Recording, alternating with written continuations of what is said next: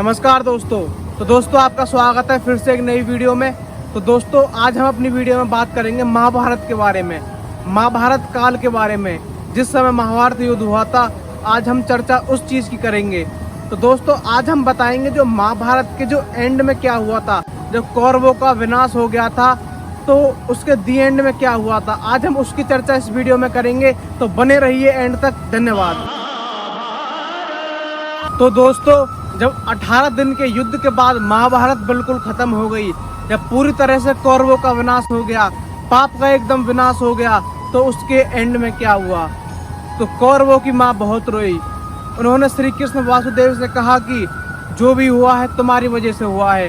तुम चाहते तो इस युद्ध को रुकवा भी सकते थे, पर तुमने ऐसा नहीं किया। तुमने छल से मेरे कौरवों को मरवाया है, छल से भीष्म पिता को मरवाया है, छल से दुर्योधन को मरवाया है, सबको छल से मरवाया है। तो गांधारी के इन वचनों को सुनकर श्री कृष्ण ने कुछ नहीं कहा, और गांधारी ने श्री कृष्ण को श्राप दे दिया, जैसे कि तुमने मेरे कुल का अंत किया है ऐसे ही तुम्हारे कुल का भी अंत हो जाएगा, तुम्हारा वंश आगे नहीं बढ़ेगा। तुम्हें श्राप देती हूँ कि जिस प्रकार तुमने मेरे कुल का अंत किया है उसी प्रकार तुम्हारे कुल का अंत भी होगा। श्री कृष्ण जी ने अपनी बात रखते हुए गांधारी से क्या कहा। श्री कृष्ण गांधारी को रणभूमि में ले गए जहाँ युद्ध हुआ था।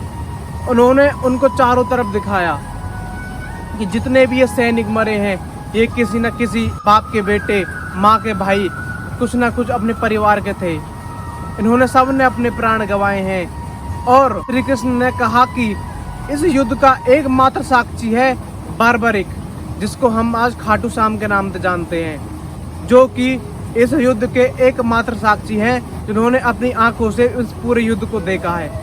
आप उससे पूछ सकते हो इस युद्ध में क्या हुआ, क्या छल हुआ या नहीं हुआ। तो गांधारी ने जब बार्बरिक से पूछा है, बार्बरिक बताओ इस युद्ध में कौरवों को मरवाने में किसका हाथ है, तो बार्बरिक ने जो कहा उसको सुनकर गांधारी के होश उड़ गए। बार्बरिक ने कहा कि मुझको तो कोई दुर्योधन, कोई अर्जुन, कोई भीम, कोई युधिष्ठिर, कोई नकुल, कोई सहदेव, कोई भीष्म पिता कुछ दिखाई नहीं। मुझको तो चारों ओर सिर्फ श्री कृष्ण दिखाई दे रहे थे।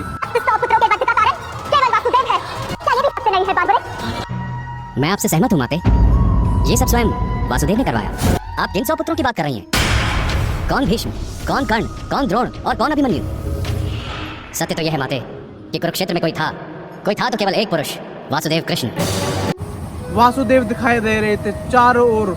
भीष्म पितामह के रूप में भी श्री कृष्ण थे, अर्जुन के रूप में भी श्री कृष्ण थे, दुर्योधन के रूप में भी श्री कृष्ण थे, भीम के रूप में भी श्री कृष्ण थे।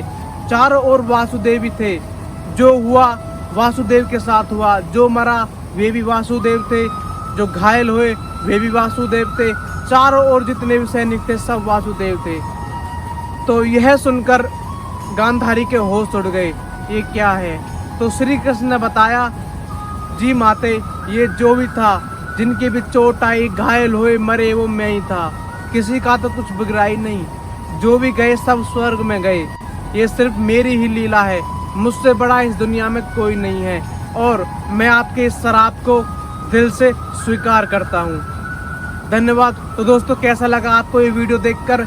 अगर आपको अच्छा लगा तो लाइक, कमेंट और शेयर जरूर करें। धन्यवाद।